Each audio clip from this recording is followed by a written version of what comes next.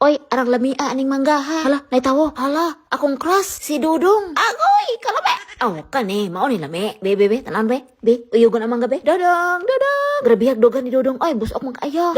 Dong, lata ko dong. Mulayat ko sa kural dong. Ay, dong, dawata kaning mangga dong. Pagkaugma ni balik si Dudong sa among balay, gadagan. Ni anak siya, day. Tabang day, nawala ang daro ni Papa. Ni anak po ko, halam mo ba dong? Kalungkot naman dong. Oy, pwede pa halog dong. Aw, pwede kayo, pangatag mangga ha. Wala, oy, naguul kong. Lingkod sa kudribi. Uy, hala, daro man eh. Oy, kamong dawa, kamoy nagkuha sa daro ni Dudong. Tugan sa tinuod, kay ang bata nga bakakon. Ang jaman. Awa sa te, kay pitiko naman ang mangga te. Ay, what na, ulog na. Pa, nakabantay ka sa daro ni Dudong pa ha? Naaday na si Daro, wa man ganin sundang tawana. Pamili og tarong inday. Ikaw, Noy, silingan ako day. Wa ko'y labot ana, klaro aning lahi akong balay diri oh. Ma, unsa naman pud inday? Ikaw ba? Ay, ma, mangutana lang unta kung kita man imong daro.